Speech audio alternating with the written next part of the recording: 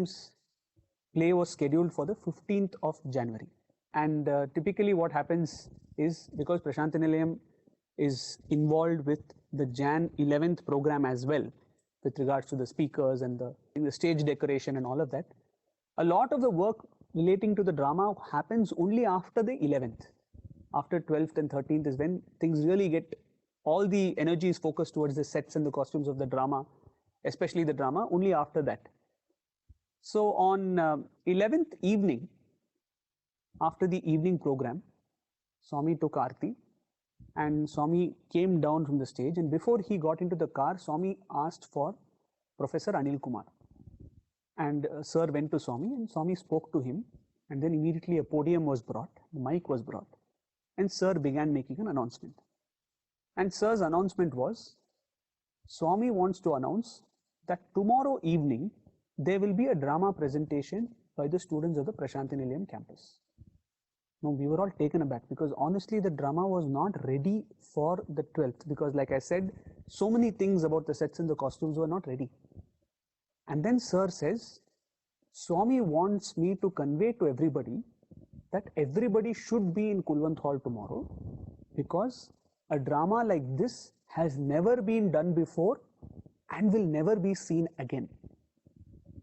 And as we are hearing more and more of, how Anil Kumar Sir speaks, right? There's so much of poetry and so much of energy and exuberance when he's saying, and he's hyping the drama more and more, and we are starting to sweat saying, tomorrow, how is it possible? And then Anil Kumar Sir says, Swami says that ilanti sets, ilanti costumes, ilanti dialogue, ilanti songs, padyams have never been done before. Which is true, because none of it was ready, When Swami says these kind of costumes, literally there were no costumes ready. How could you have seen a drama where the costumes are not ready? So, and he says, Swami says, you will have missed something in life if you miss this drama. And we are like, what is going on? Swami made this announcement and Swami retired. Swami went to his residence.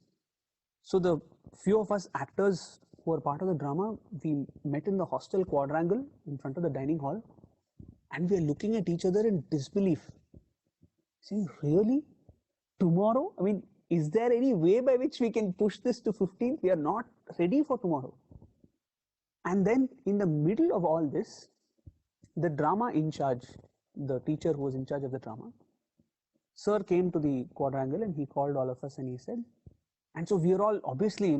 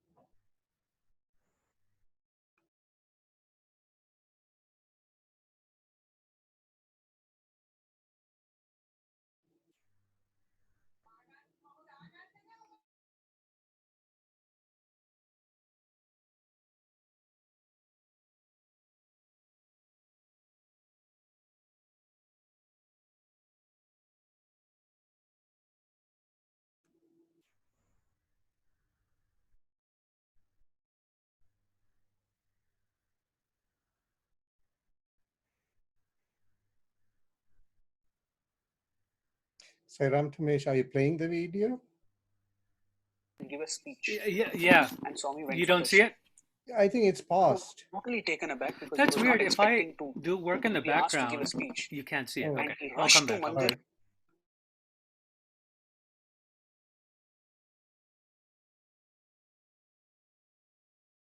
Came and Swami told him to speak.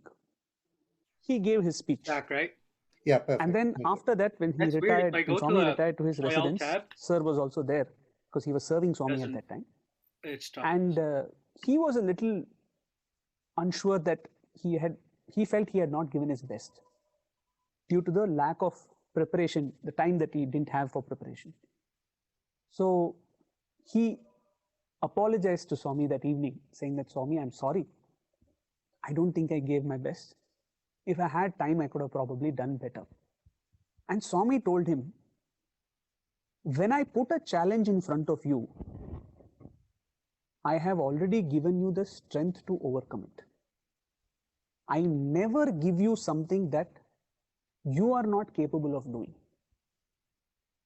So, Sir recounted this incident to all of us actors and said, if you are thinking that it is impossible to do a drama under 24 hours, know that Swami has already given you the strength. Swami has already seen that the drama will happen tomorrow. What you and I think about the possibility of it is irrelevant. Let's believe in that and go on. So it was really a very powerful lesson for all of us. And we slogged it out the whole night. Imagine we are crunching in 3 days of practice in under 7-8 hours. So we practiced way late into the night. And the next day again, we had to start getting ready. I remember in the afternoon, our makeup for the drama started as early as 2:30 p.m. And in the hostel dining hall, it's a huge hall, all the sets, all the backdrops have been painted overnight till the morning, and they have left them to dry under the fans. So even as our makeup was drying, the backdrop itself was still yet to dry. So that is how close, neck to neck the whole production was. So I remember that the last scene was a scene of Rama's Pattabhishekam. And the scene before that was of the two narrators. I was one of the two narrators in the drama. The scene before that is a small 3.5, 4 minute scene between Tulsidas and Narada. And then they finish the scene and the flanks open, and it is the last scene is the backdrop of Rama's Pattabhishekam. So I was waiting for that penultimate scene, which was my entry, and I go and I wait behind the wings, and I'm seeing one of these students sitting on a stool, sticking thermocol pieces in the backdrop. And I was stunned. There is hardly 3 minutes left for the scene, for Ramar Pattabhishekam scene, and here is a boy who's still sticking the thermocol pieces. So I remember tapping him and saying, brother, get down and go. The scene is going to start. He said, yeah, don't worry. We'll finish.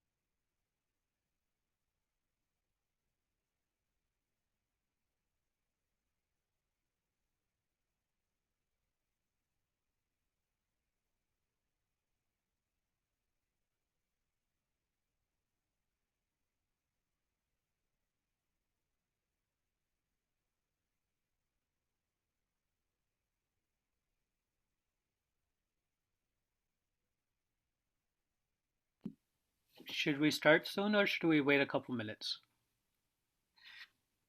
Thoughts?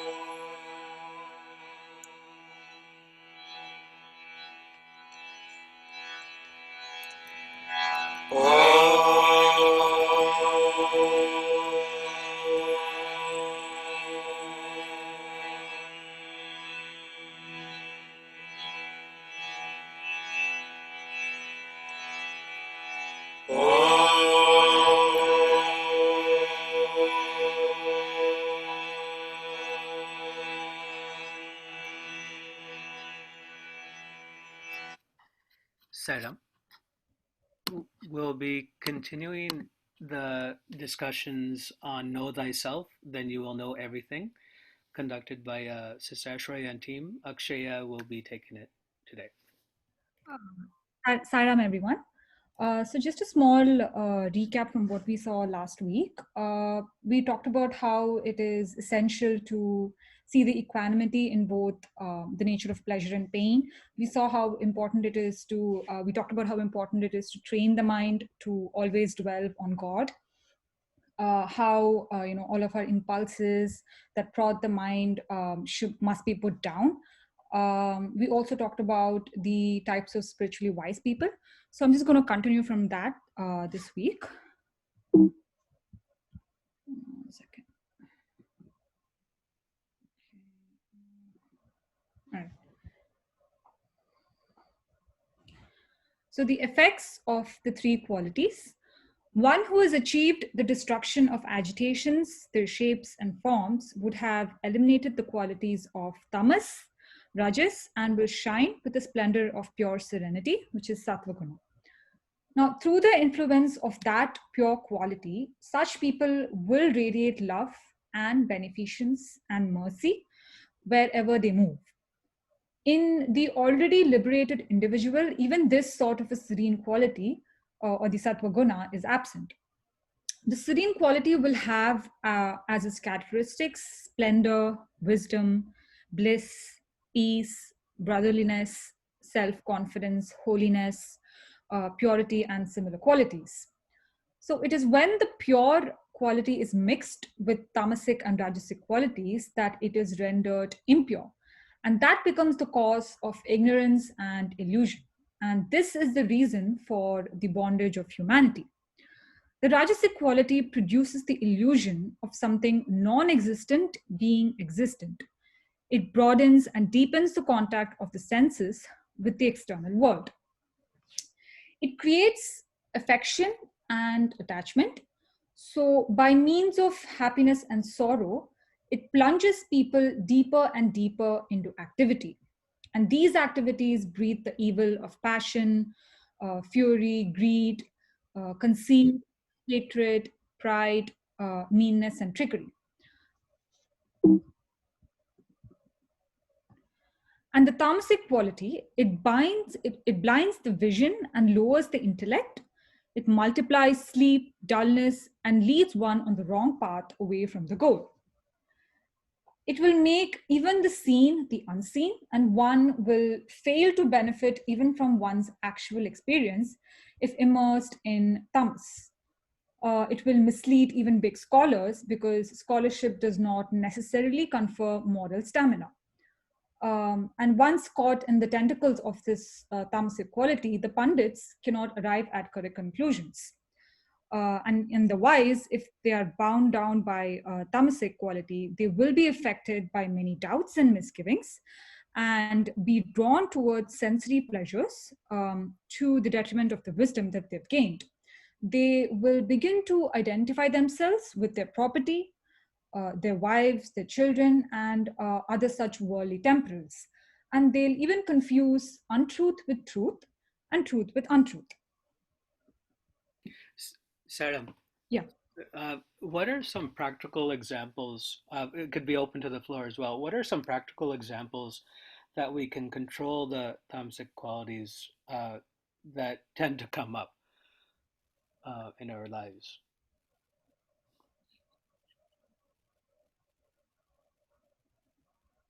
I think just general attachment to things. I think this was brought up in one of the previous study circles as well. Maybe differentiating between need and want. There are certain things that we need, to go on with our lives, and then there are certain things that we want. We don't necessarily need them, but we are bound by desire. Maybe for example, like a house, we might need certain things, and we might need like a house to live in, but beyond that, we don't need like a big house with lots of luxury, but we have that attachment to it. So, I don't know if somebody else would want to explain further.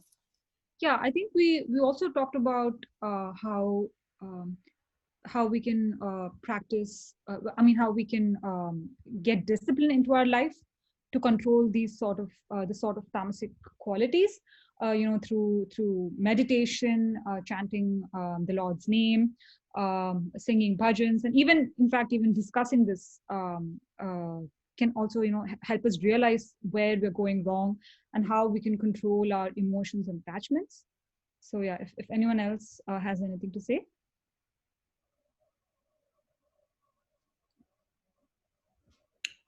Okay. I could add a quick comment here. Oh, definitely. Many a times we. Is that okay? Yeah, sure, please. Is that? Yeah. Many a times I've seen that we all seem to live in a bubble, and we justify whatever way we live as the right way of living.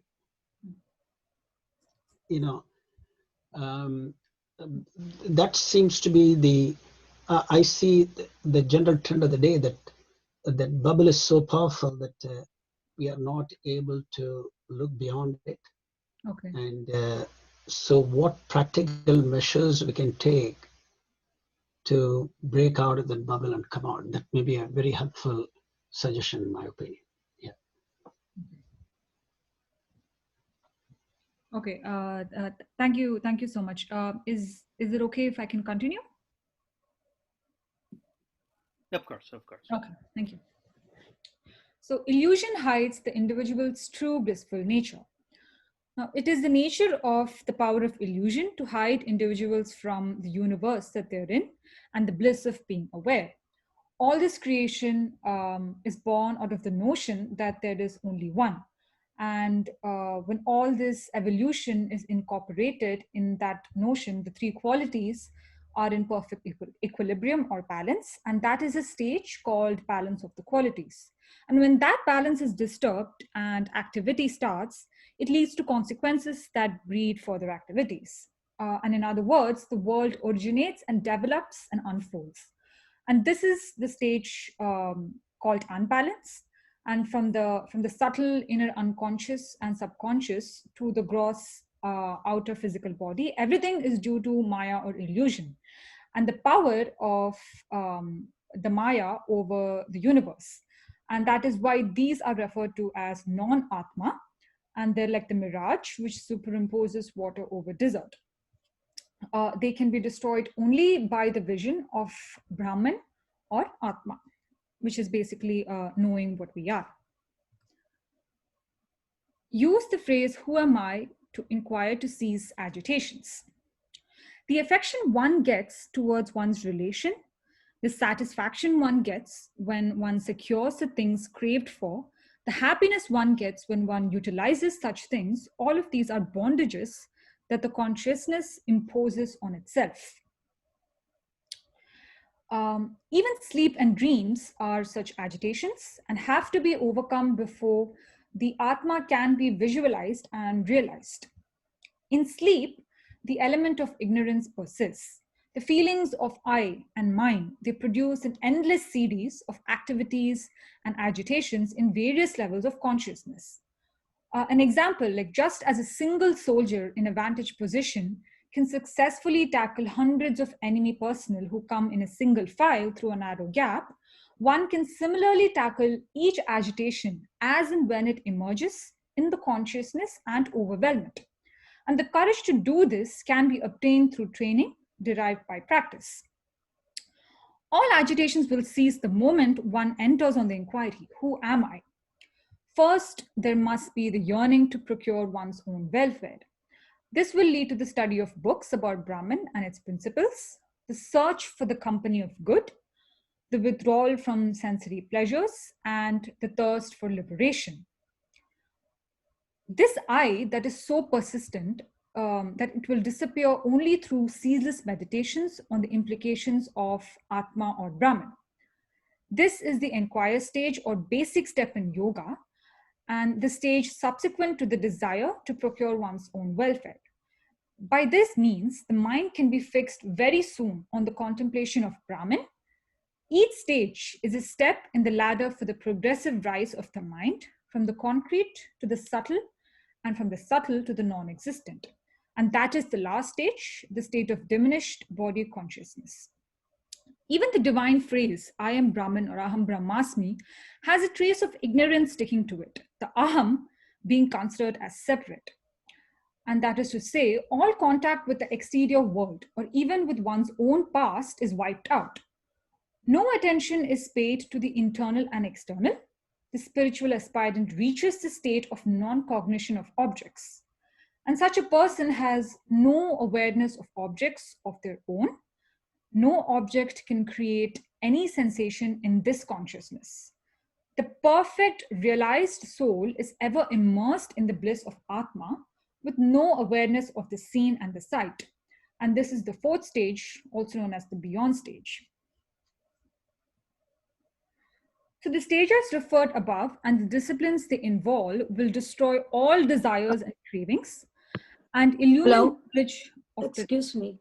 That is too heavy a subject for you to go through the pages, you know. If I may request Tamish to request Aishwarya, if you can, after one big page, if you can stop over to find whether people make it in a simpler language, because I know it has been written in a very beautiful way and I understand it. At this point of time, we can try to simplify it into divisions and find out what we are trying to say in the first para before we move to the next pages, you know, if you don't mind. Yeah, sure. Actually, I was going to say the same thing because even as I was, compiling all the notes, I myself, I'm very new to this, so I myself found it very heavy. Yeah. So actually, why don't you do one, start from the first and read the 2 pages again, and then we can go, Aishwarya, we don't come to this subject again and again. So we would like to understand it completely before we go to the next sections. Yeah, sure. Are you okay with it? Yeah, no problem. Which slide should I go back to? Yeah, for the first one, I came a little 2 minutes late, but if you can use a inquiry to blissful thing, you might explain it in a simpler language. Can you do that? 1 second. Is it okay? Affection one gets no, that I understood. The previous one. This one. Before this was that it is the nature of the power of illusion. Please, if you can explain the elusive part of the whole thing. You want to explain? If someone else can shed light. No, you read it again with a little bit slow reading. Okay. We will do the sure. Needful. Yeah. All right. So illusion hides the individual's true blissful nature. It is the nature of the power of illusion to hide the individuals from the universe that they're in and the bliss of being aware. And when the balance is disturbed and activity starts, it leads to consequences that breed further activities.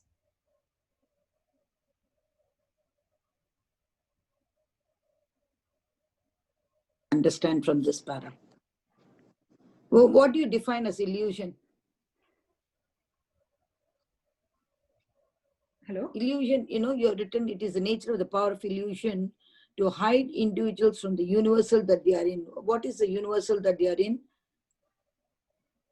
The bliss of being aware. Yeah, so as in the life that we are living.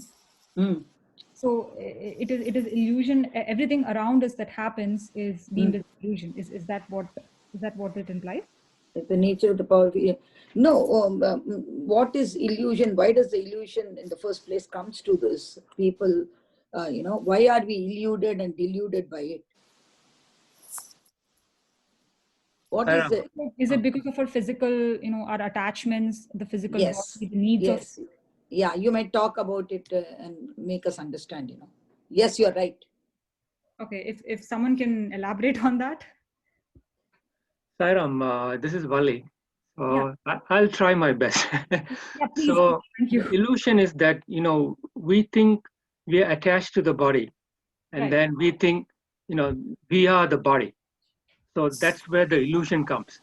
We have to have the knowledge to distinguish that, we are not the body, but we are the Atma, or the pure consciousness. Right. So that's where you need the knowledge. So it is coming back to previous discussions, like the rope and the snake. So somebody looks at the rope, Yeah. identifies it as a snake. That's ignorance. So you need the knowledge Okay. to know that it's not a snake, but it's a rope. Oh, right. So that's the illusion, I think, is we are talking about here. So I'll stop here, and then if somebody else wants to contribute, Zaira. Yeah, sure. Auntie, if you have, I think that is what it is. A illusory world. It is Bhagwan's own Maya is playing that hides to hide individuals from the universal that they are in. What is the universal? We are the universal consciousness is untampered with. But when you make a separation of a body mind medium, right. you tend to think you are the body mind medium. Then your blissfulness is. You're not in the blissful state, so when the balance is disturbed and activity starts, leading to consequences that breed further activities, because every cause has an effect. So you do a activity, then you get a result from it. If you don't get a particular result, according to the VMI, the mind thinks that it is less than full, and then it makes it trying to do more activity to make it better. So doing activity is not the answer, is what I understand from this. And when the balance is disturbed and activity starts, leading to consequences that breed further activities. So to know yourself, you continue to do one activity for the other, you're only in the karma yoga, karma kanda. But only when you get don't desire for the fruits of the action, you become a karma yogi. Right. So if anybody wants to add up. Okay. Like what you said, I think I will be talking about this further, how one desire will always lead to more, and then it's just like a never ending cycle. Right. The other thing, if you would permit me to add, definitely, is the whole theme of the study circle has been a journey from small I, right, to the larger self, the universal self. So the identification currently with the small I is apparently the illusion. Whatever that it connotes. The small I we normally associate ourselves with, that's indeed the illusion that we are going through. Okay. Okay. And then as we undertake the journey, as per Swami's guidance, that should lead us to the we, and ultimately to the bigger I. That's what I would interpret in keeping in line with the theme of the study circle. Right. Okay. Mm-hmm. I have a question that do we have already discussed? I was not part of the discussion for the last few weeks. I was not here. Mm-hmm. But do we have discussed what's this balance on the second? What this balance is? And he said that once the balance is disturbed, my question is, what is this balance? And if the balance is disturbed, how can we correct the balance? I think that should be the subject of discussion of this slide. Is it the next slide that you are talking? Yeah. I think it was the other slide, wasn't it? Yeah. Not this slide. The slide before that. Yeah. This one. He says that when the balance is disturbed, my question is that what is this balance we are talking about? You must have discussed that earlier, but I was not part of that. So I think the balance is the qualities, the three qualities that we had discussed earlier in the beginning. I think in the beginning of the topic. Okay. And then if the balance is disturbed, the question is next is that how in a a physical life, a physical practical life, how can we bring that balance back? So that I believe is through like we talked about earlier, it's through discipline and practice, knowing what we want and what we need, like how Aishwarya had mentioned. I think that is how we learn how to balance. But if someone else can shed some light on it. Anybody wants to comment can do it. Sure, Auntie, you can go ahead. Okay, what is the balance? We are every human being comes onto the picture with a body-mind complex, so-called body-mind complex because of the Maya. And then what is the balance is Rajogun, Tamogun, and Sattvic Gun are it's a balance. If they are not in balance, then if the Rajogun is too much activated, Rajogun means too much of activity, then you start acting too much onto the activity part of it. And Tamogun means too less an activity. And Sattvic Gun is where there is an activity in balance. And then, but whatever it is, or when the balance is disturbed, whether the activity of Rajogun, Tamogun, or too much activity, too little activity, and Sattvic activity, then you start the process of a karma, where you have to, Lord Krishna says, you continue to do the karma. Only when do you fall out of the activity of, that means the balance is disturbed. When you feel less than yourself, you don't understand your realities, you are the Atma, and you continue to do this or that, beating about as if you are different from the Atma, and you are the body or mind, you start doing things adding up more, leading to consequences that breed further activities. Because consequences are, every activity has got a equal and opposite reaction, like the law of I won't use any other scientific law, but then so if the opposite is happening, suppose you throw something, it has to come back. What you sow, so shall it happen. So so shall it become the reality. But that is not the reality of you. Your activity is different from you, the person. So your personality is defined by a total balance. If it is not happening, you continue to do too much of activity, and it has got its own consequences. You become more tied to this body mind medium. Right. So the body is just an instrument. Exactly. Towards our path to God. Right. So my question again, I just follow it up. My question is that how, as an individual, I know that my balance is disturbed. Is there any way, is there any amazing criteria we have, or I mean, I think we all born with some kind of a balance, some kind of a not pure balance, some kind of a weight. Something is better than other. One guna is better than the other one, because of I think we discussed that sometime in last study circle, that we born with some gunas, right. Some are, and then we already born with the unbalanced gunas, right? I think that was the discussion. I remember that long time ago. Yeah, Bhaskar. That makes sense, right? Yeah, Bhaskar, the way to treat the gunas is they all belong to anatma. See, the atma by itself has nothing to do with the three gunas. The three gunas are born out of Prakriti, the matter, or the anatma. So what Swami says in the initial slides, what Aishwarya was discussing was that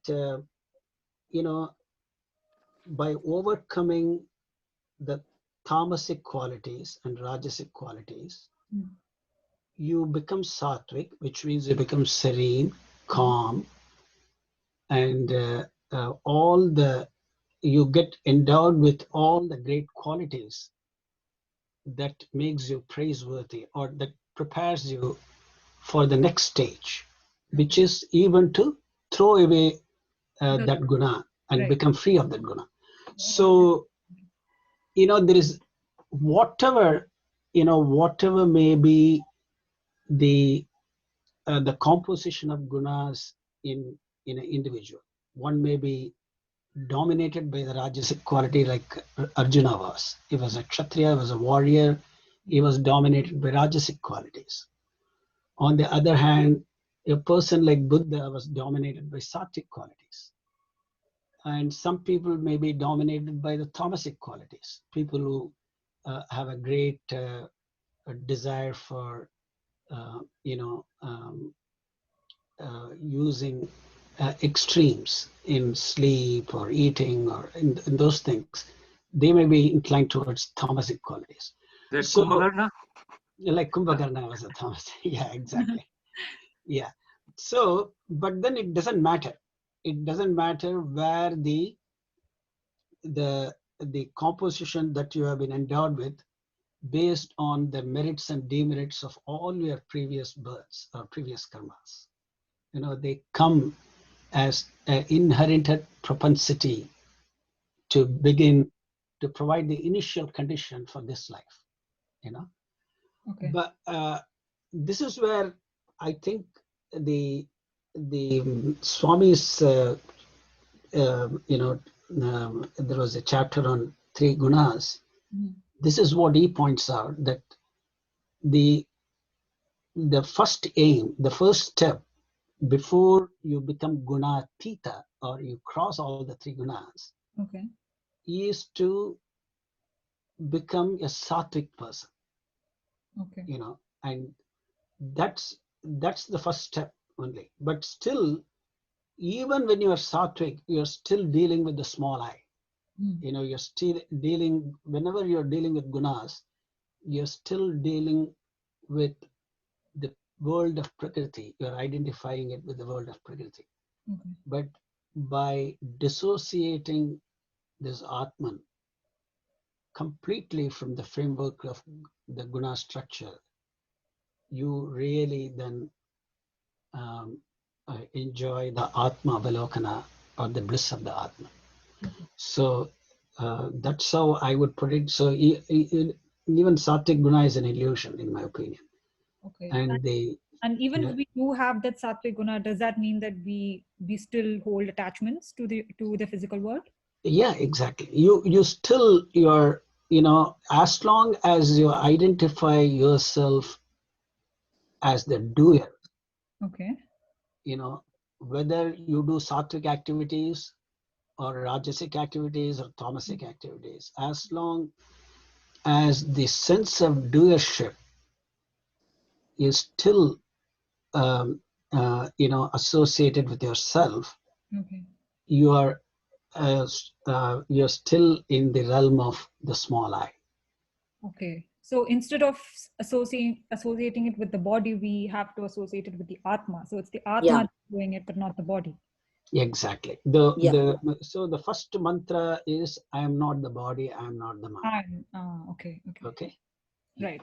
Okay. Thank you so much. That was very well put. Thank you so much, Uncle. Thanks. Okay. So I'm just going to go to the next topic. If anyone has anything else to add. No, we can go ahead. Okay. Thank you. All right. So remember constantly that you are not the body. Again, this is what we were talking about. So the body is only a temporary passing phase, hiding and clouding the truth. Understand that the relationship between the body and yourself is the same. If you take this bundle of flesh and bone as yourself, consider what happens to it and how long you can call it mine. Pondering over this problem is the beginning of spiritual wisdom.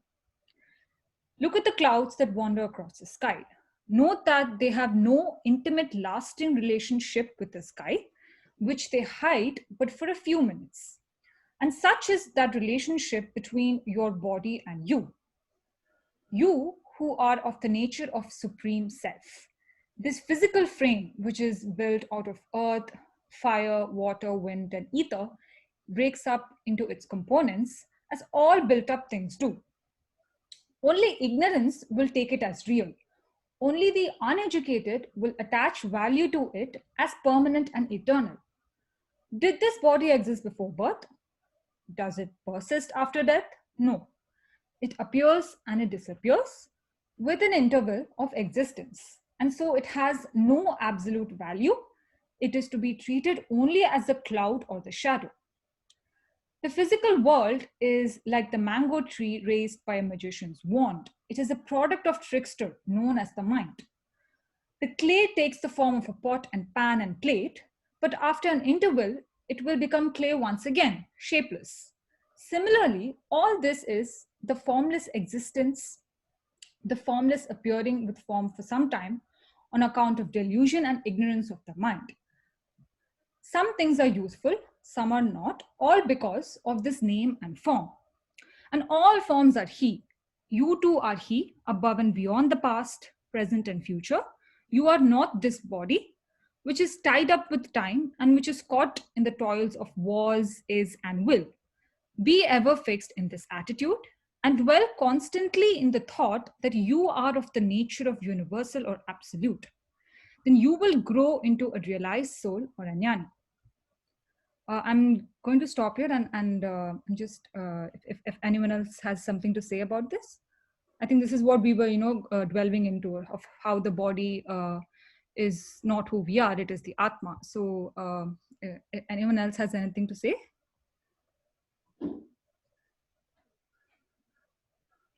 Can I add a couple of words? Yeah, sure. So in one of the messages for Diwali, Deepavali, as Vijay uncle was talking earlier, about the three gunas, and Bhaskar uncle was asking about, how do you achieve that balance? For in a phenomenal world experience, I think what Swami is saying is the human being is a composite of man, beast, and God. Okay. And in the inevitable struggle among the three for ascendancy, you must always ensure that God wins, suppressing the merely human and the lowly beast. I think that is really where the festival of Deepavali is to express that gratitude at the defeat of Naraka, demonic tendencies in man, which drag him down from divinity. Naraka is the name for hell, and the Asura whose death at the hands of Krishna is celebrated. He goes on so forth. It's basically the personification of traits of character that obstruct the upward impulses of man. Okay. So in practical worldly terms, it is basically identifying what is worldly, what is beastly and demonic, and what is the upward impulse. Everybody has been endowed with a conscience, and that conscience will tell you once, and if you keep suppressing that conscience over and over, you're going to be lying to yourself over and over, to the point that you actually are not listening to that voice of conscience. So that is really the way to get that balance. And in another of his discourses, Swami is basically talking about what dharma is, and he basically says that that dharma actually stands on 4 feet, and one is Sathya, which is truth.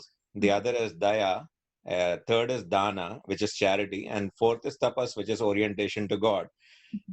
And if you are standing on 2 feet, you are in Dwapara Yoga. If you're standing on 1 feet, you are in Kali Yoga. If you're standing in 3 feet, you are in Treta Yoga. If you're standing on all 4 legs of Dharma, you're basically in Satya Yoga. So based on your own conscience, you can understand if you're charitable enough, whether you're truthful enough, and in a practical real world self, you can achieve that balance by saying, hey, am I standing on 1 leg, or am I standing on 3 legs or 4 legs?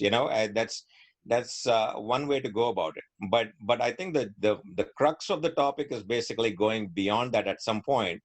It is to understand that the sun is not moving away, it is there in one space, and you're basically moving away from the sun, and you think that you're in darkness. So that's really what I wanted to share. Saira. Okay. Thank you so much. Okay. Is it okay if I move on to it's just the last slide? Yeah. Okay. Develop non-attachment. Be in the world, but not of it. The mind that is in bondage craves for objects, for the company of men, and it prefers either this location or that. Attachment is bondage. Non-attachment is liberation. To crave is to be imprisoned or to die. To withdraw the mind from all attachment is to be free and to live forever. The mind runs after an object and gets attached. The senses are alerted and action results. The mind is rendered happy or unhappy. Feeling ensures, fear enters, anger grows, and affection develops. Thus, the bonds are tightened.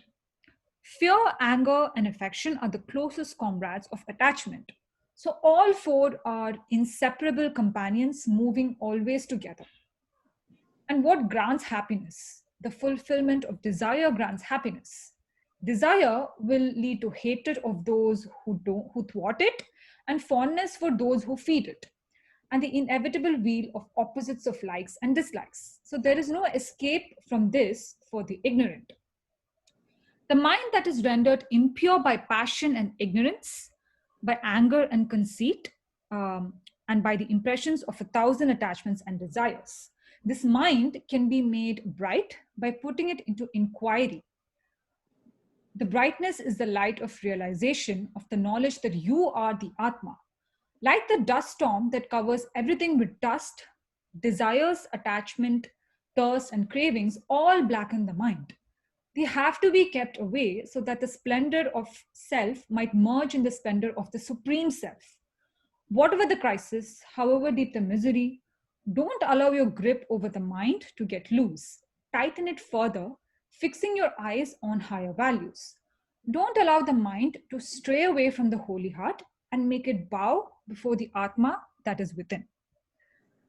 So this is the end of the slide today. I actually wanted to include more, but I felt like the topic, as you know, as Auntie had mentioned, it is quite heavy. So I thought, we could further discuss on it. So if anyone else has anything to say about it. Yeah. Auntie, if you have anything to say. No, how people can comment about how action and Lord Krishna says, right. Chapter 4 and 5th, the thing that how to be see action and inaction. See inaction, inaction in action, and action in inaction. What does that mean to many people? And where do you draw a line? Why the fear and anger are, rajogun, tamogun, and all that affection. Even affection for the family and close relatives are affection. It is called as affection. But other than that, when you go into the cosmic part of it, the whole thing, detached way, if you surrender yourself to the higher above in you, then the whole world it becomes the ground for you to play. The play of consciousness uses the whole world as field to play. You are affectionate to anybody, like if your son, my son, you say, and then if a child is affected and you just go and do service, then your affection for the other child makes you grow into the cosmic being that you are, or who is enveloped in the love in a cosmic scale, where you find no difference between my son, my, me, mine, thine, and all that. All definitions are lost in that, and that is where you grow up beyond the bondage level of your own things and objects and company and all that. And then the mind that is in bondage crave for objects. No longer the material world is going to give you the answers. You come to the realization that all material objects only bind you, and at one point you have to let go of that. It is a very very light thread which can land you into the pit. So You drop the Gajendra Moksham proves for the company of men. You don't rely on the men to be the boat on which you are going to find out your own, spirituality. Only by the inquiry, like you said, you can find out that all the things of this world, manifested things of this world, have an ending. And the location, this location, time, you become time bound, then you are not in it. You become timeless, then you are in the realm of God. So whether you're time bound or object bound or company bound, all these things are boundaries you have to cross. And you have to be in the world like the lotus, which is in the in the muck and mud, but it always blossoms forth when the sun is out. But not of it. We are not born of the world, but we might be in the world, but we are not born of the world. Saira. Okay. Thank you so much. Thank you so much for that, Auntie. Anyone else has anything else to say? Yeah, I can a little bit. Definitely, but please go ahead. Thank you very much. Yeah, see, the detachment that we are talking, right. One is detachment to the objects that are external to me. Okay, like for example, I'm attached to this car, okay. I'm attached to someone, I'm attached to this food. One of the exercises we could do is how can I start developing detachment towards the objects that are external to me. Okay. That's one level. But in your previous slide, you were talking of even developing a detachment to the very body and mind that you're currently identifying yourself with. Okay. Suppose I am, I spend a little time reflecting on who am I. Let us say that I don't know anything about Atma. I have not heard of any teaching. But when I start to reflect on who am I, what comes to your mind is the body-mind complex. The personality associated. If somebody calls me Vijay, immediately you're associating with that name. Then things like that. So and if I experience a pain, I call it my pain. Yeah, I'm having a headache. I have a headache. I have this. I have.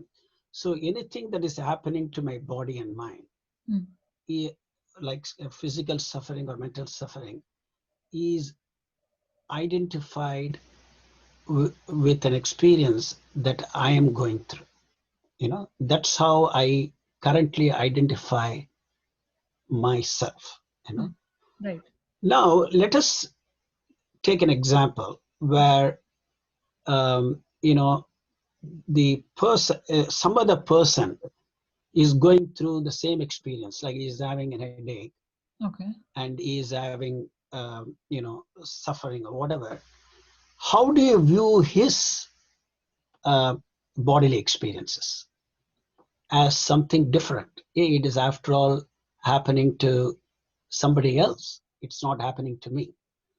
But if you can reach a point where you can treat whatever you're going through similar to what another person is going through, then you have developed the true detachment. If you can completely dissociate the identification with your own body and mind as you currently do with respect to somebody else's body and mind, if you can extend that to your own body and mind, then you are at a point of detaching yourself with the body mind complex. And that's an exercise we can at least mentally go through to see whether we can do it. Is that empathy, uncle, that you're talking about? Not empathy. It is you can say ultimately it will work out to empathy. Right. But the initial step is to treat your body and mind differently from who you are. Okay. Can I comment? Yeah. You can take yourself, how to come out of that. Means, I think Bhagavan Krishna says in the Bhagavad Gita, the wise do not grieve for the dead or the living. You do not grieve for the person who is dead or living, but you go out and help out, because this is means because of their ignorance one is suffering. We all have to remember, we are only tenants in a body. We are not the owners of a house, the so-called house. The body is we are only tenants in this body. And then also, like, how can you be not affected is, like a lady goes to a shop and a men's section, we all go shopping. The lady goes to the ladies section and always sees things of ladies' clothes. But when she walks into the men's section of the clothes, she's no longer affected by it. She can walk through the whole aisle of the men's section without least bit affected by it. So same way, once you dissociate yourself from the BMI, body, mind, and intellect complex, then you understand your reality picture as none of this can bring in, like it's a cloud. This is a cloud that will move away. All this shall pass, So whether for yourself, for others, but do the activity. Nobody can prevent themselves from being active, but detached action is required when you go out and do service. All the doership is given to God as a prasadam, and surrender unto the higher self of you, and think that God is the one. It means you are giving unto the God the whole this thing. The sense of doership is, even in service, you have to give off the sense of doership. So be non-attached action is what is required. Be in the world but not of it. Hey Vijay. Mm-hmm. Vijay. So excuse me, this is Bhaskar again. By the way, don't say it's a body, it's a temple, it's a God. Lord Krishna says in Gita that this is the temple of the God. The body is a temple of God. But anyway, I was not going to discuss that. But the question back to the gunas, Satguna. The way I understand from your discussion, Vijay, that the composition of guna, the Satguna, everybody should strive for Satguna. So that Satguna is basically not the food you are talking about. I think it also includes your action, thoughts, and deeds. They should be all sattvic, right? Mm-hmm. That makes sense? Yeah. It is Okay. the food that you take through all your senses. Okay, good. Okay. Yeah. Thank you. Yeah. This is Maitri. I just have one thing to say. Swami always says, if we develop more love to others, if we become more loving, then we care about their pain, their suffering. So day to day to develop more love, that way we become less conscious about ourselves. Sairam.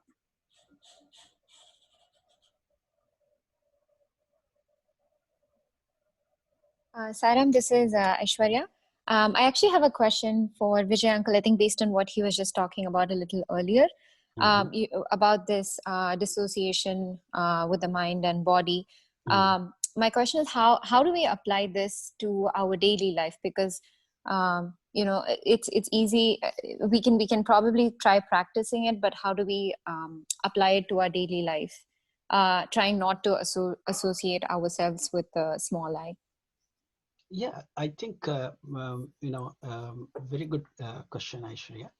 The best way, I think personally, I try to do it, but I may be only 10% successful. It is, how do we react to normal experiences in our life? For example, if something is making me angry. Okay.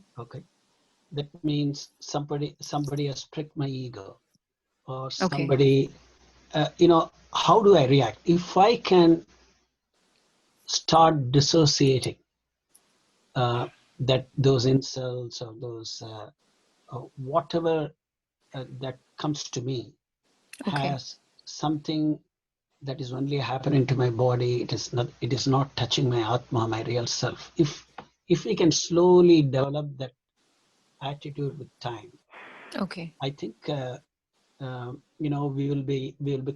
have less reasons to be angry, less reasons to take revenge. We will be more forgiving. We will be developing all those great qualities that Mahatmas have. If we Okay. can follow this exercise. Yeah. Okay. Thank you. Yeah. Thanks.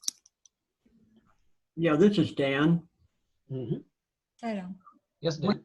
When we talk about the body and we talk about Vedanta, I think the distinction needs to be made between pain and suffering.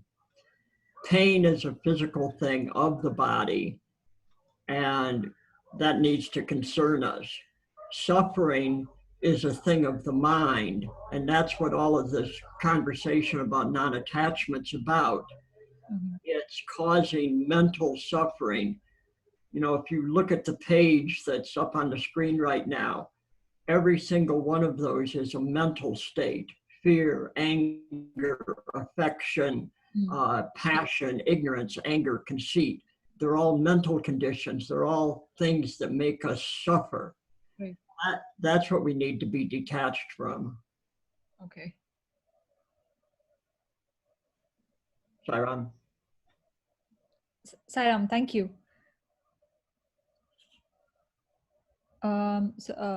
Anyone Can I dig in this Sure. topic for a second? Sure. Please go ahead. I think it is the meaning that you associate with an item, action, event, or an object. If you change that relationship and the meaning that you have with a specific item or an action or an event, obviously you relate to it completely differently, and that is really how you detach. Saira. Okay.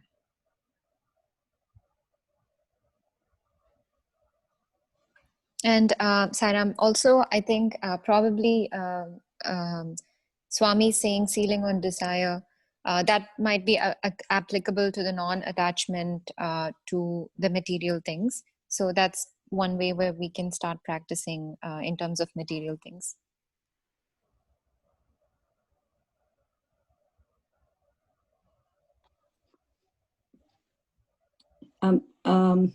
Like Mohan said, the senses, there are concepts are developed, like there's something called the senses go out and receive things. The recepts means the things that are coming to our mind, and the way we process the information, the concepts we come out of it, and then the way we react to situations come out from the knowledge of your knowledge of your being, where you are, in what connection.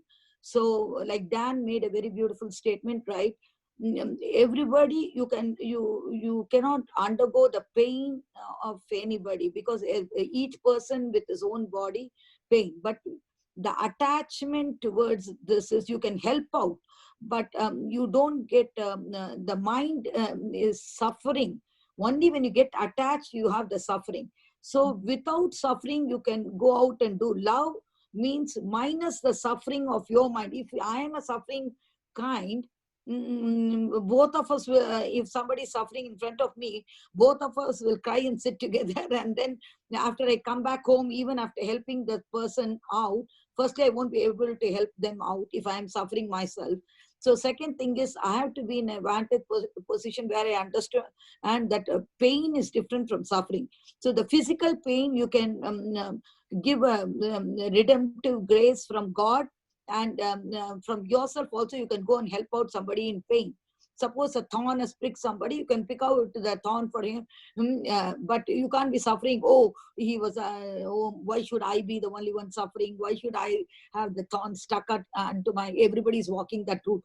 So that is called a suffering. Mental agony of the whole thing, you cannot take it. That is what Lord Krishna says. You have to live in the world again, but not of it. So pain and suffering are two different things. Pain is of the body. You can help somebody in pain. Like somebody is hungry. It is a material body that is having a body and it is hungry. So you can feed them, feed the hungry, feed the people who don't have clothing, you can give them clothing. But you can't go to the through the mental process of that person's mind, of feeling sad and bad and mad about the way the things are being framed, because it is their own karma that brought them into the world. And you can only alleviate the pains by a prayer for them, or ask them to pray, turn inward or Godward. But one cannot alleviate the pain of the whole world, because Bhagavan Krishna tells Arjuna, oh, you are not killing anybody. Yeah, everybody is physically, everybody is into me.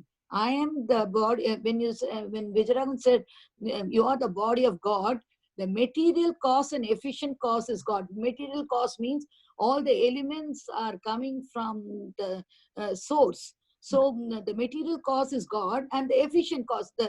But how you operate in this universe is the thing that makes you Rajik, Tamsik, or you go without expectation. If you do, you are in God's realm, or without feeling or desire. It doesn't say don't have any desire. All desires are there in the Rig Veda. They say, oh, give us good health, good anything within the parameters of maintenance of the body to find out the inner truth. Suppose you don't have a good body, how can you do meditation? So all things are up to a level accepted.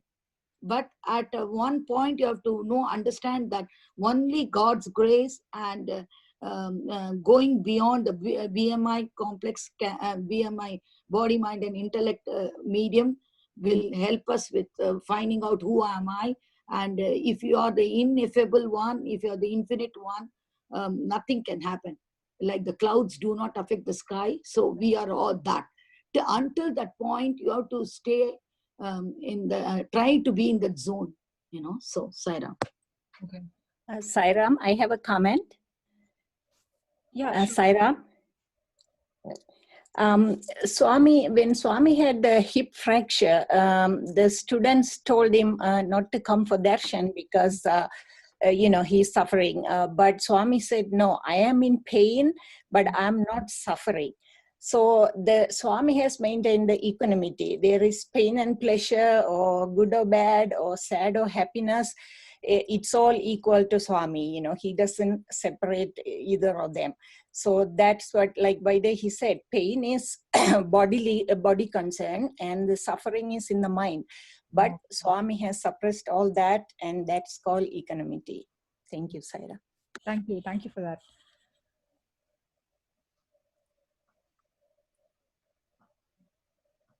Do we still have time?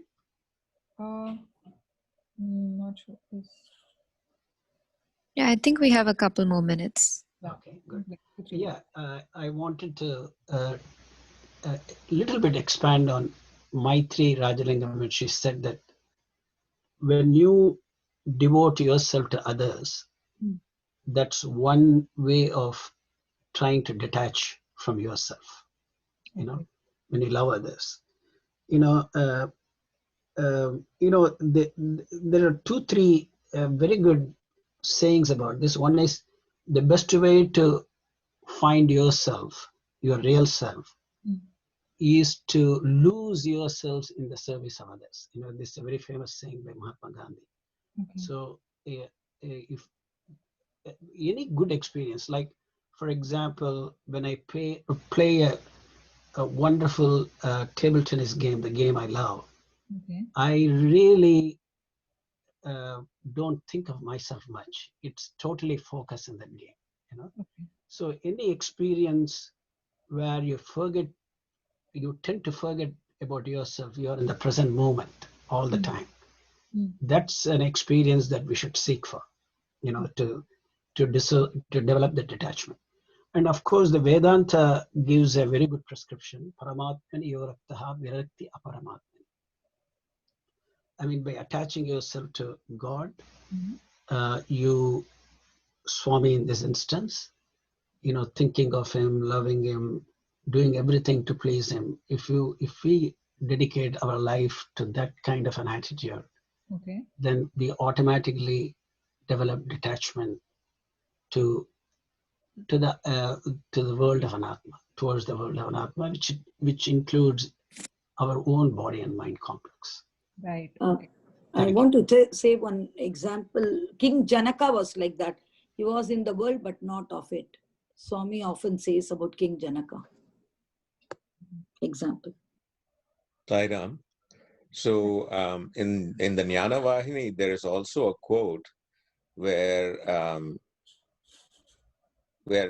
Swami is telling that Maya is the mother, and once you have the true illumination or true understanding of your reality, you become that jnani, and the jnani basically burns the corpse of that mother Maya. You know, he basically makes that analogy in that Jnana Vahini. So I just wanted to share that. Sairam.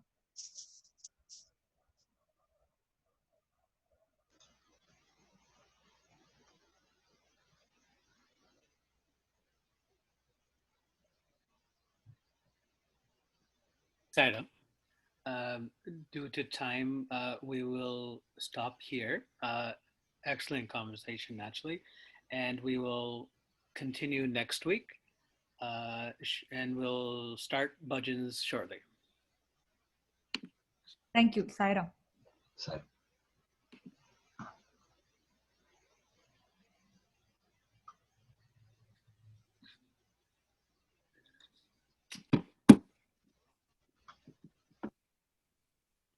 Somehow, 1 sec, sorry.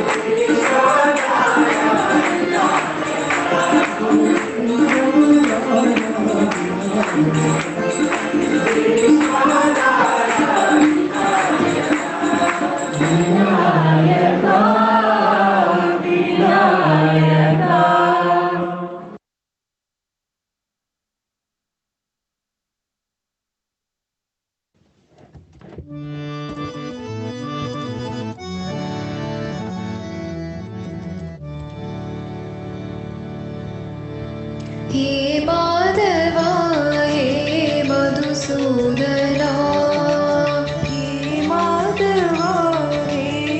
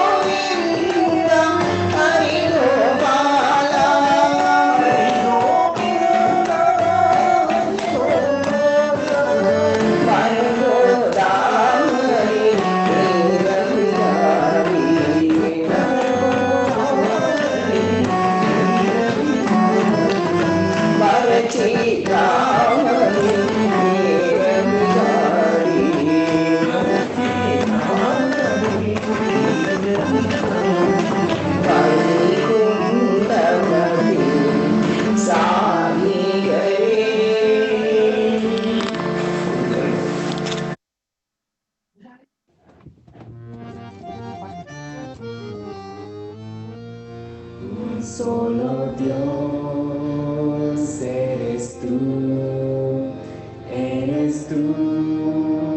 mi Señor.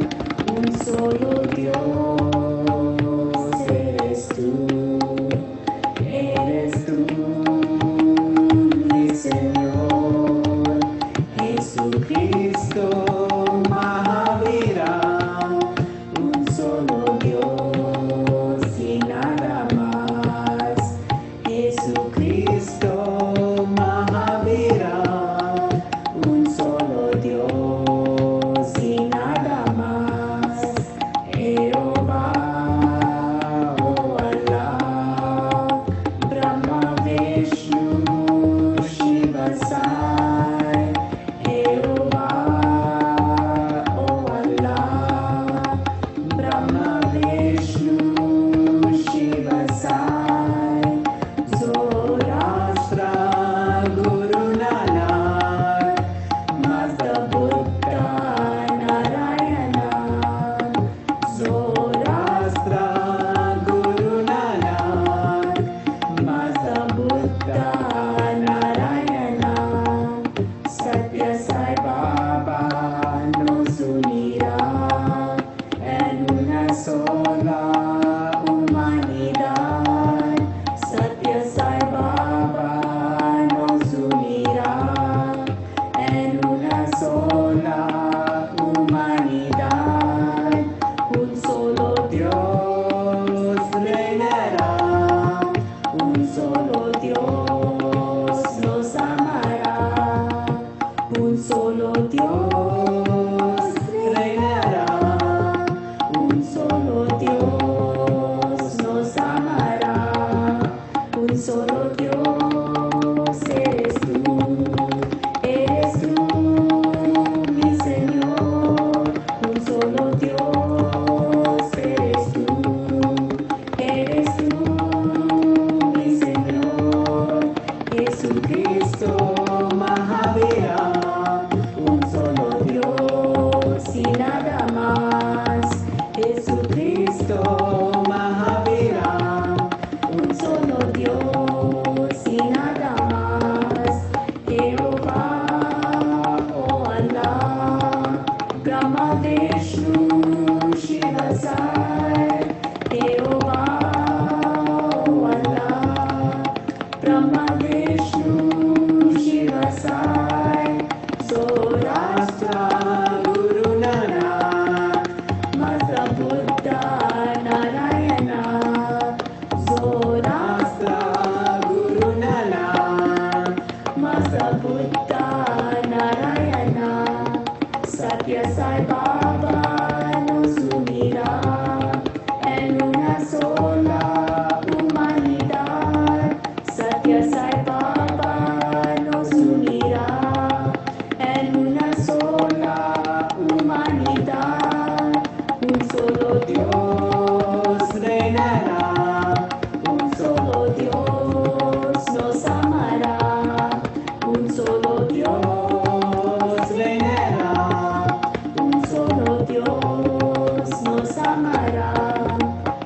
solo Dios, eres tú, mi Señor.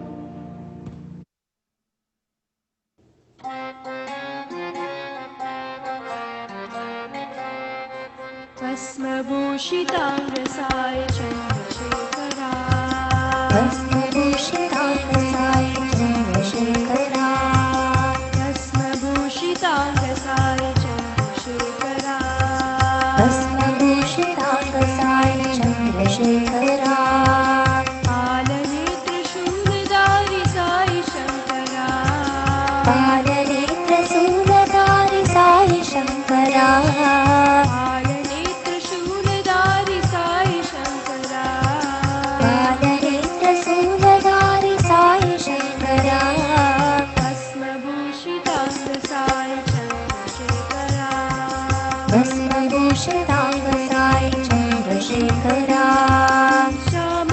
श्यामगानप्रियकराय Sai Shankara श्यामगानप्रियकरा Sai Shankara श्यामगानप्रियकराय Sai Shankara श्यामगानप्रियकरा Sai Shankara हर हर हर शिव शम्भो नटनशेखरा हर हर हर शिव शम्भो नटनशेखरा हर हर हर शिव शम्भो नटनशेखरा हर हर हर शिव शम्भो नटनशेखरा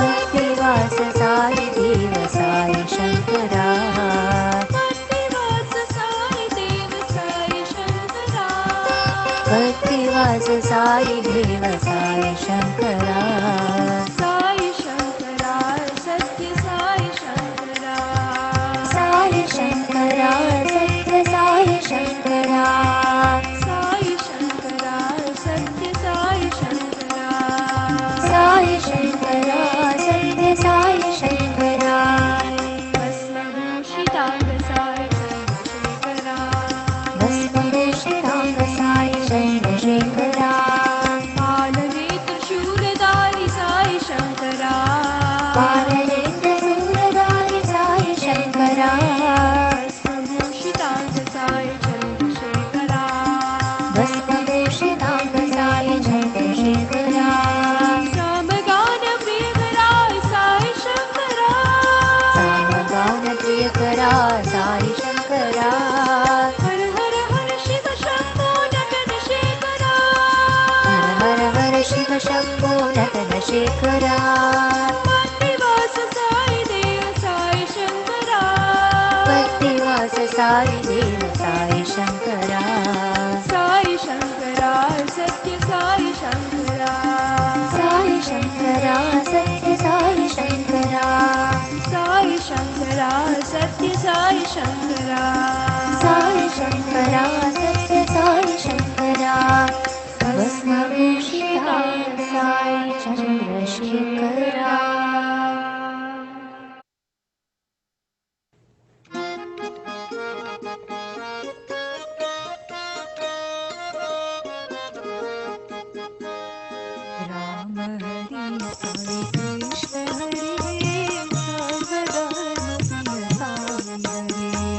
राम हरि साई कृष्ण हरे सर्वधर्म प्रिय साई हरे राम हरे साई कृष्ण हरे सर्वधर्म प्रिय साई हरे राम हरे साई कृष्ण हरे सर्वधर्म प्रिय साई हरे राम हरे साई कृष्ण हरे सर्वधर्म प्रिय साई हरे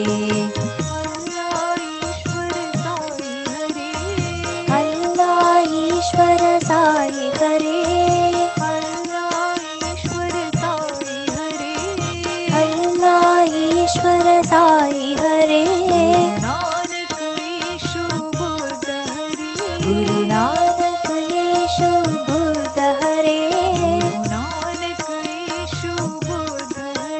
गुरु नानक यीशु बुद्ध हरे राष्ट्र महावीर साई हरे दो राष्ट्र महावीर साई हरे राष्ट्र महावीर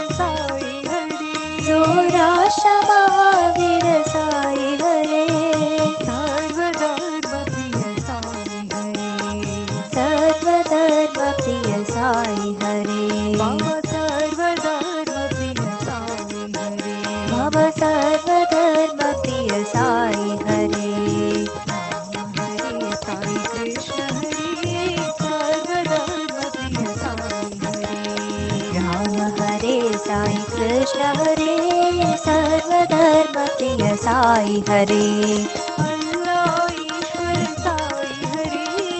अल्लाह ईश्वर साई हरे गुरु नानक येशु बुद्ध हरे जो राष्ट्र महावीर साई हरे सर्वधर्म प्रिय साई हरे मम सर्वधर्म प्रिय साई हरे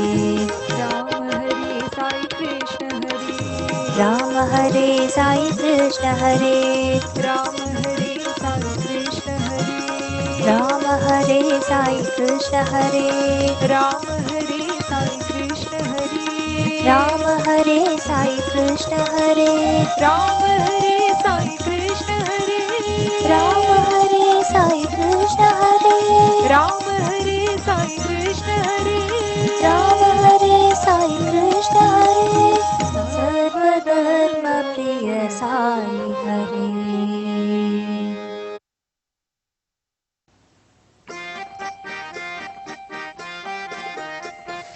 Subramanyam Subramanyam Shanmukanatha Subramanyam Subramanyam Subramanyam Shanmukanatha Subramanyam Subramanyam Subramanyam Shanmukanatha Subramanyam Subramanyam Subramanyam Shanmukanatha Subramanyam Subramanyam Subramanyam Sainatha Subramanyam Subramanyam Subramanyam Sainatha Subramanyam Subramanyam Subramanyam Sainatha Subramanyam Subramanyam Subramanyam Sainatha Subramanyam Subramanyam Hara Subramanyam Shiva Shiva Shiva Shiva Subramanyam Hara Hara Hara Hara Subramanyam Subramanyam Hara Subramanyam Shiva Shiva Shiva Shiva Subramanyam Hara Hara Hara Hara Subramanyam Shiv Hara Subramanyam Hara Shiv Subramanyam Shiva Shiva Hara Hara Subramanyam Hara Hara Shiva Shiva Subramanyam Shiv Hara Subramanyam Hara Shiv Subramanyam Shiva Shiva Hara Hara Subramanyam Hara Hara Shiva Shiva Subramanyam Shiv Subramanyam Guru Saravana Subramanyam Shiva Saravana Bhava Subramanyam Guru Saravana Bhava Subramanyam Shiv Saravana Subramanyam Guru Saravana Subramanyam Shiva Saravana Bhava Subramanyam Guru Saravana Bhava Subramanyam Shiv Hara Subramanyam Hara Shiv Subramanyam Shiva Shiva Hara Hara Subramanyam Hara Hara Shiva Shiva Subramanyam Shiv Hara Subramanyam Hara Shiv Subramanyam Shiva Shiva Hara Hara Subramanyam Hara Hara Shiva Shiva Subramanyam Subramanyam Subramanyam Shanmukanatha Subramanyam Subramanyam Subramanyam Shanmukanatha Subramanyam Subramanyam Sainatha Subramanyam Subramanyam Subramanyam Sainatha Subramanyam Shiv Subramanyam Hara Subramanyam Shiva Shiva Shiva Subramanyam Hara Hara Subramanyam Shiv Hara Subramanyam Hara Shiv Subramanyam Shiva Shiva Hara Hara Subramanyam Hara Hara Shiva Shiva Subramanyam Shiv Subramanyam Guru Saravana Subramanyam Shiva Saravana Bhava Subramanyam Guru Saravana Bhava Subramanyam Shiv Hara Subramanyam Hara Shiv Subramanyam Shiva Shiva Hara Hara Subramanyam Hara Hara Shiva Shiva Subramanyam Shiv Hara Subramanyam Hara Shiv Subramanyam Shiva Shiva Hara Hara Subramanyam Hara Hara Shiva Shiva Subramanyam Subramanyam Subramanyam Shanmukanatha Subramanyam Subramanyam Subramanyam Shanmukanatha Subramanyam Subramanyam Subramanyam Shanmukanatha Subramanyam Subramanyam Subramanyam Sainatha Subramanyam Om Tat Sat Shri Narayana Purushotama Guru Tu Sita Bhota Tu Sanda Vinaya Savita Parvata Tu Savita Parvata Tu Brahmamasatu Yarva Shakti Tu Yeshu Pita Prabhu Tu Rudragesha-tu Rama Krishna-tu Rahimata-tu Rahimata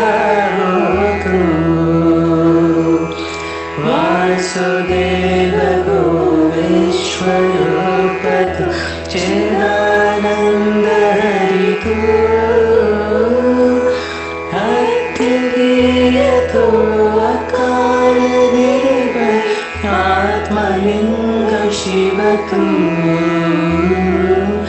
आत्मलिङ्ग शिवतु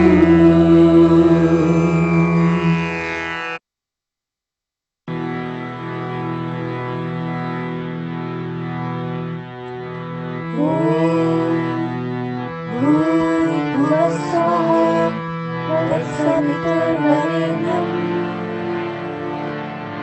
भर्गो देवस्य धीमहि धियो यो न प्रचोदयात्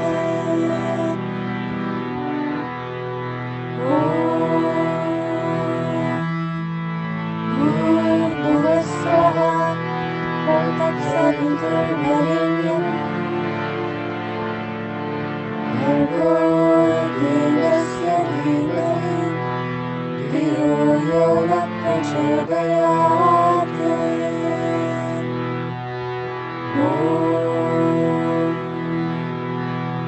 भूर्भुवः स्वः तत्सवितुर्वरेण्यं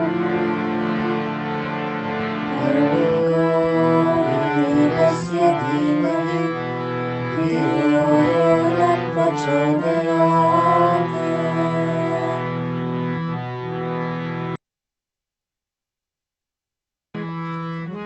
पश्यन् प्रभु परिष्टमस्ति पुष्टोऽस्ति पुष्टोऽहं ह्यविष्टोय अविष्टोय नश्यम्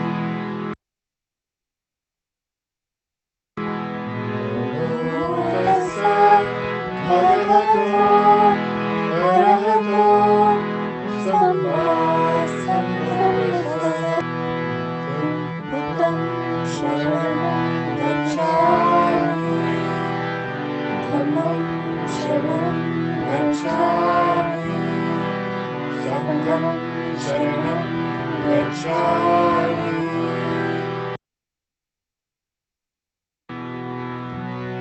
Shema Yisrael Adonai Eloheinu Adonai Echad Adonai Echad Adonai Echad. Our Father, who art in heaven, hallowed be thy name. Thy kingdom come, thy will be done, on earth as it is in heaven. Give us this day our daily bread, and forgive us our trespasses, as we forgive those who trespass against us. And lead us not into temptation, but deliver us from evil. For thine is the kingdom, the power, and the glory, forever and ever. Amen. Bismillahirrahmanirrahim. Bismillahirrahmanirrahim. Bismillahirrahmanirrahim. La ilaha illallah, la ilaha illallah, la ilaha illallah, la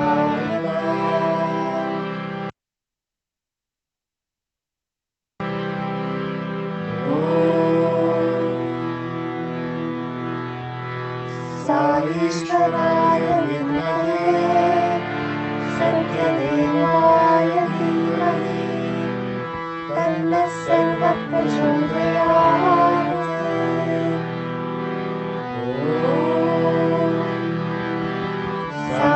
ईश्वराय विद्महे सत्यदेवाय धीमहि तन्नः सर्वः प्रचोदयात्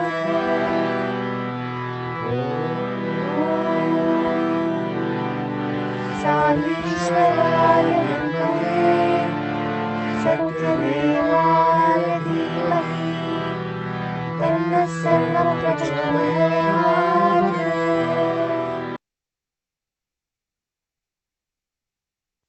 Sit in a comfortable position and keep your back straight. Gently close your eyes. Keep your mind and body calm and relaxed.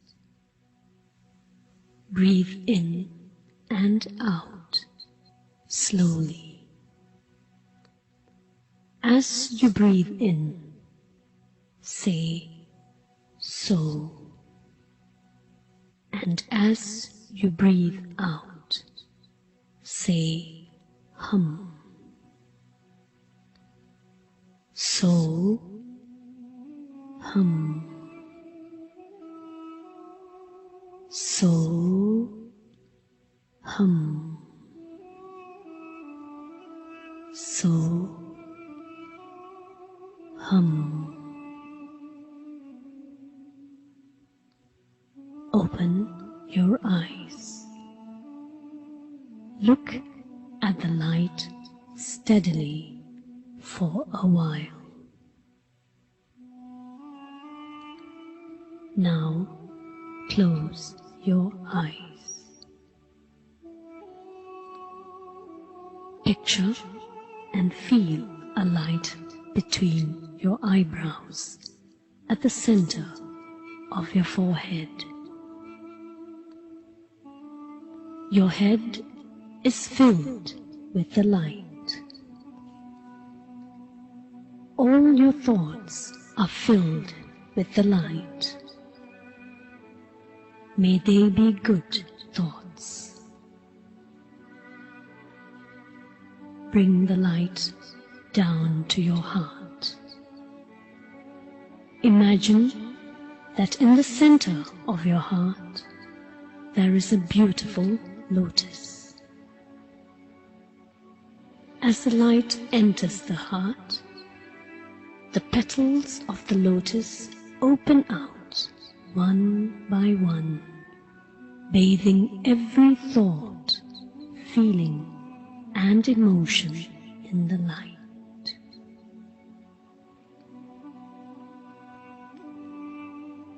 As the light spreads, bring it down to your hands. Let your hands be filled with the light. May these hands serve others with love and compassion. Bring the light down further through your body down to your legs and feet. Your feet are filled with the light.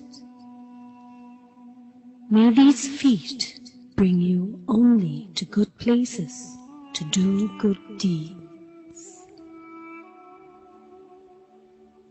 The light slowly rises up your throat and comes to rest on your tongue. May your tongue always speak only the truth. May your tongue always speak softly, sweetly, and lovingly to everyone. Bring the light to your ears. Your ears are filled with the light. May your ears hear only what is good and useful. May your ears listen to others with love and compassion. Bring the light to your eyes, so your eyes are filled with the light. May your eyes see only good things and the beauty in everything. May your eyes see the good in others.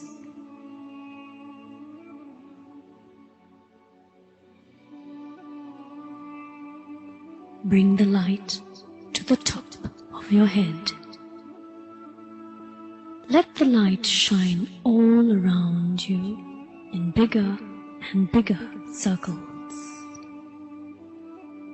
Radiate this light to all the people you love and know, to your family, friends, and even those who may have hurt you. Fill all the plants and animals with the light. Fill the whole world with the light.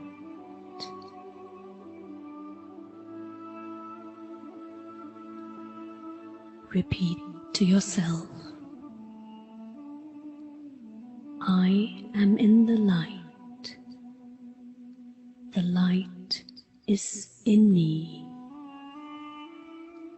I am the light.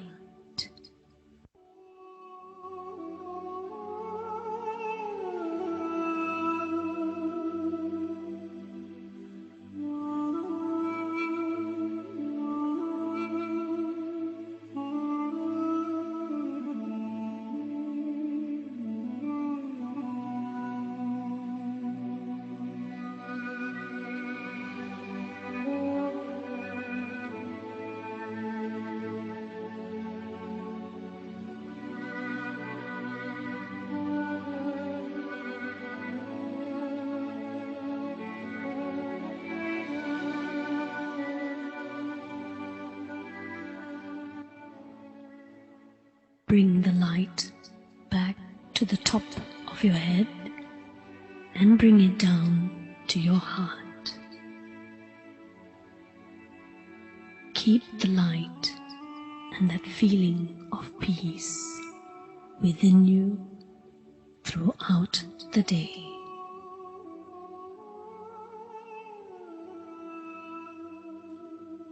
When you are ready, gently open your eyes.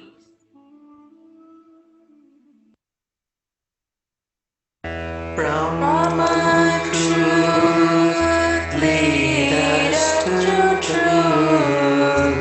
From darkness, lead us to light. From death, lead us to immortality. Asatoma, Satgamaya, Tamasoma, Jyotirgamaya, Mrityunjaya, Amritam Gamaya.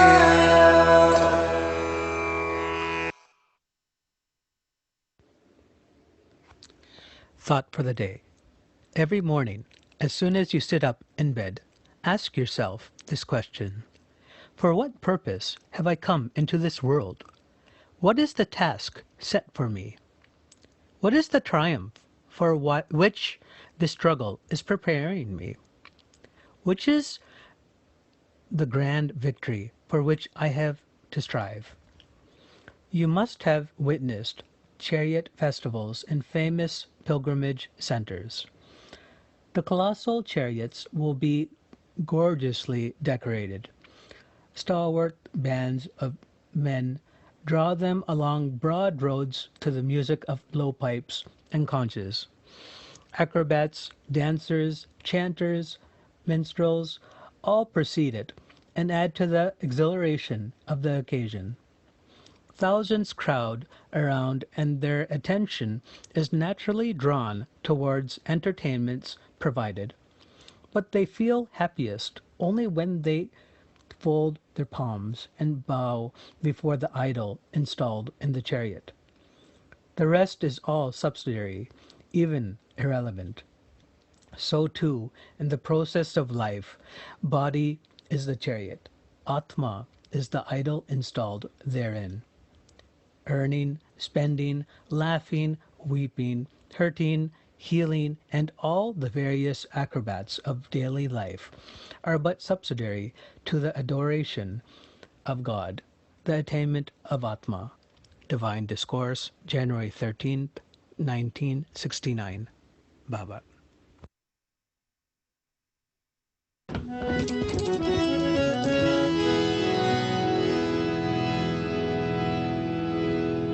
Om Jai Jagadish Hare, Swami Satya Sai Hare, Bhakta Jana Sanrakshaka, Bhakta Jana Sanrakshaka, Pati Maheshwara. Om Jai Jagadish Hare, Shashivardhana Shekara, Sarva Pranapate, Swami Sarva Pranapate, Ashita Kalpalatika, Ashita Kalpalatika, Abadbandhava. Om Jai Jagadish Hare, Mata Pita Guru Devam Varyantayo Nire, Swami Varyantayo Nire, Nada Brahma Jagannatha, Nada Brahma Jagannatha, Nageshwara Shayana. Om Jai Jagadish Hare, Omkara Rupa Ojasviva Sai Mahadeva, Satya Sai Mahadeva, Mangala Arati Antuko, Mangala Arati Antuko, Mandara Vidhari. Om Jai Jagadish Hare, Narayana Narayana Om Satya Narayana Narayana Narayana Om Narayana Narayana Om Satya Narayana Narayana Om Satya Narayana Narayana Om Jai Sadgurudeva. Narayana Narayana Om Satya Narayana Narayana Narayana Om Narayana Narayana Om Satya Narayana Narayana Om Satya Narayana Narayana Om Jai Sadgurudeva. Narayana Narayana Om Satya Narayana Narayana Narayana Om Narayana Narayana Om Satya Narayana Narayana Om Satya Narayana Narayana Om Jai Sadgurudeva.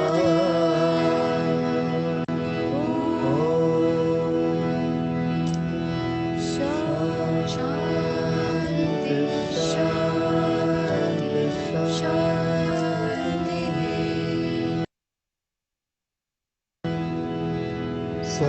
Samastaloka Sukhino Bhavantu, Samastaloka Sukhino Bhavantu, Samastaloka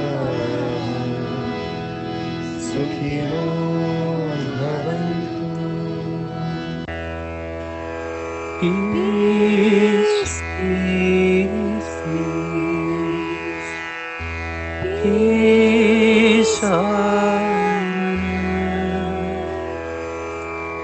Peace, peace, peace for all the universe,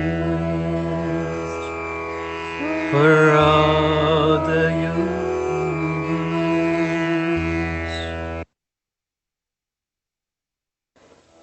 Param Pavitram Baba Vibhutim, Param Vichitram Lila Vibhutim, Paramartha Ishtha Moksha Pradhanam, Baba Vibhutim Idamashayami, sacred ash miraculous Baba's creation, flowing from his blessed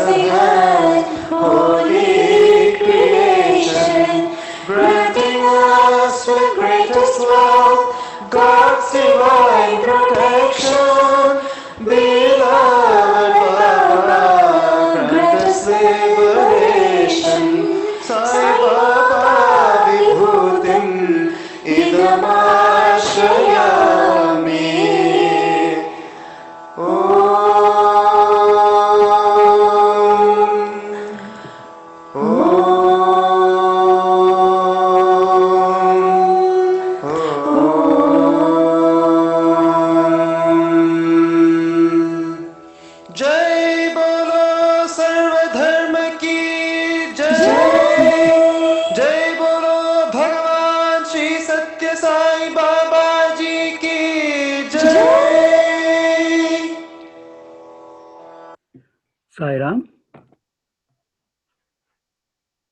I have a couple of announcements. The first one is, as we indicated, the Google groups, Yahoo groups, what we have been relying on for so many years, they are going to shut down by around 15th of December. Therefore, we are taking steps, to move to Google groups. That's what, Chennai has been corresponding with people regarding that. But we will still have a parallel run with Yahoo groups till next week. Beyond that, we'll be adapting the Google groups, and also we have the WhatsApp. But for having the WhatsApp, you still need to have a smartphone. But there are some people who do not have a smartphone. Therefore, we will still continue to do the email communication along with the WhatsApp. Whoever has not enrolled in the WhatsApp, please give your phone number to any of the officers. Then we should be able to add you to that. By the way, since many of the names, it's not there's they mentioned as iPad and all. Any newcomers to this meeting, to satsang today? Anyone? If there are any newcomers, please introduce yourself. You haven't met, if you haven't met with come to the center before, if you would like to introduce yourself. Anyone? No. Okay, hope they are not. And the second one is the officer selection process for the next year. Hopefully, we'll have some update by next week. We'll keep you informed. Okay. Sairam, Ramesh, go ahead.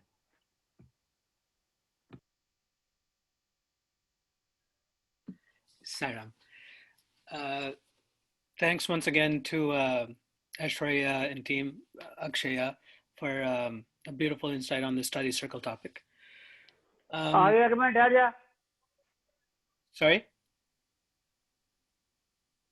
Okay.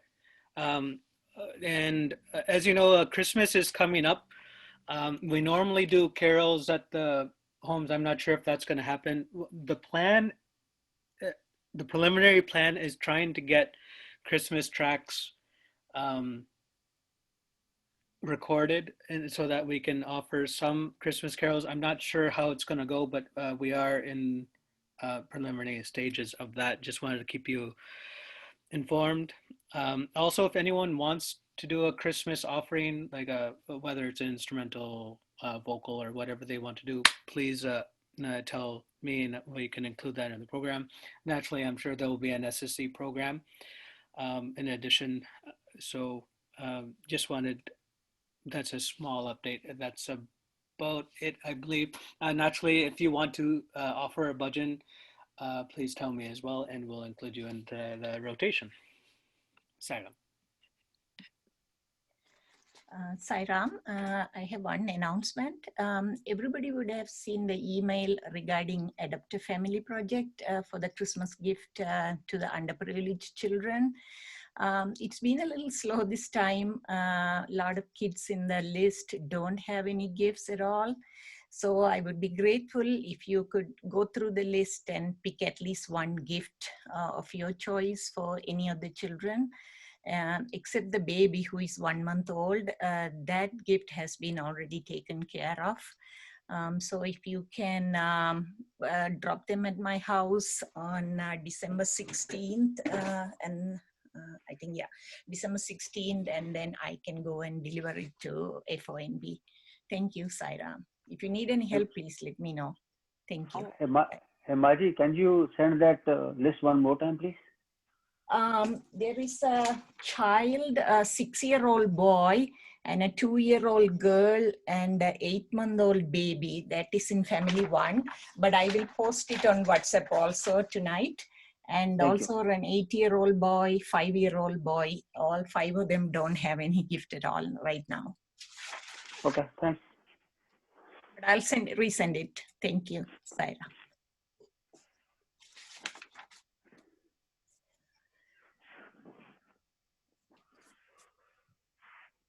Om